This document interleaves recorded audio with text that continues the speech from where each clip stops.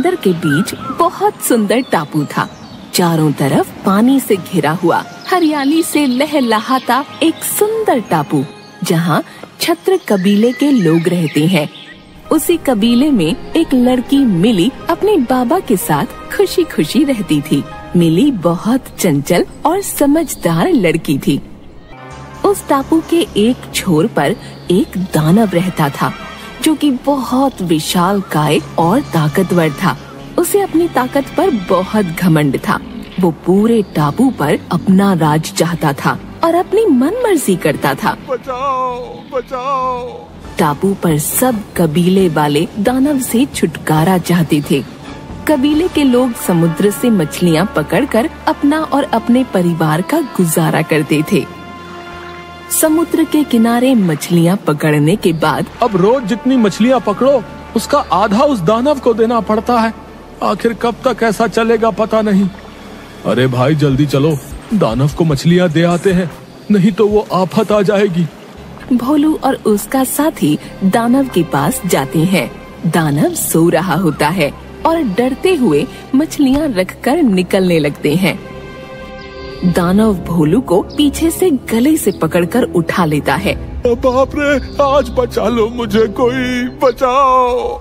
आज तुम दोनों ने आने में देरी की, इसकी सजा ये है कि आज की सारी मछलियाँ मेरी। ये बोलकर दानव ने भोलू को ऊंचाई से नीचे फेंक दिया। अरे बाप रे, मर गया। मेरी तो कमर ही टूट गई। भोलू लंगड़ाते हुए और उसका साथी उसे संभालते हुए दोनों उस जगह से निकलते हैं।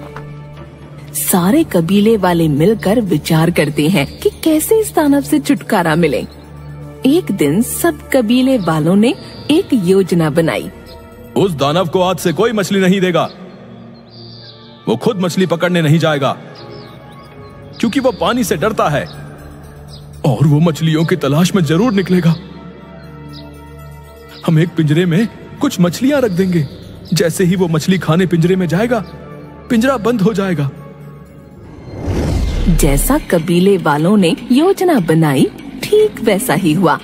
आखिरकार वो दानव पिंजरे में बंद हो गया। भोलू जंगल के रास्ते कहीं जा रहा था। अचानक दानव के पिंजरे के पास वह आ पहुंचा और दानव को देखकर झट से एक पेड़ के पीछे छिप गया। जान बची, अच्छा हुआ उसने मुझे नहीं देखा।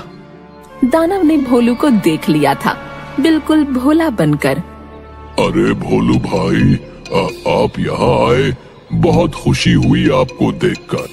मुझे इस पिंजरे से आजाद कर दो, मैं किसी को परेशान नहीं करूँगा। नहीं नहीं, तुम बहुत घमंडी और बुरे हो। तुम सबको तंग करते हो। मैं तुम्हें नहीं खोल सकता। एक सप्ताह से भूखा हूँ, कुछ नहीं खाया। अब तो कुछ पलों का मेहमान हूँ। सोचा आजादी से पिंजरे के बाहर दो चैन की सांस ले लूं। बेचारा मरने वाला है, इसकी आखिरी इच्छा पूरी कर देता हूँ। अच्छा, ठीक है भाई, खोलता हूँ। भोलू पिंजरे का लगा कुंडा खोल देता है और दानव बाहर आ जाता है। कितने बड़े बेवकूफ हो तुम भोलू। तुमने सोच भी कैसे लिया कि मैं तुम्हें जिंदा जाने दूंगा। एक सप्ताह से भूखा हूँ, तुम्हें खाकर अपनी भूख मिटाता हूँ।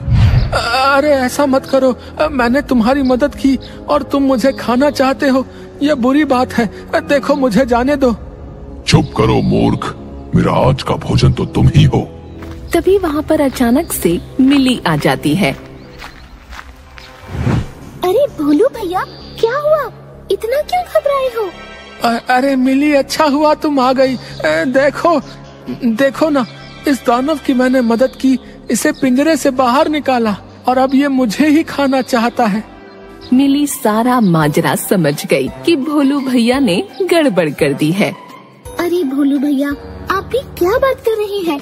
इतना बड़ा दानव इस छोटे से पिंजरे में कैसे आ सकता है? नहीं मिली, इसी पिंजरे में बंद था ये, मैंने इसे खोला।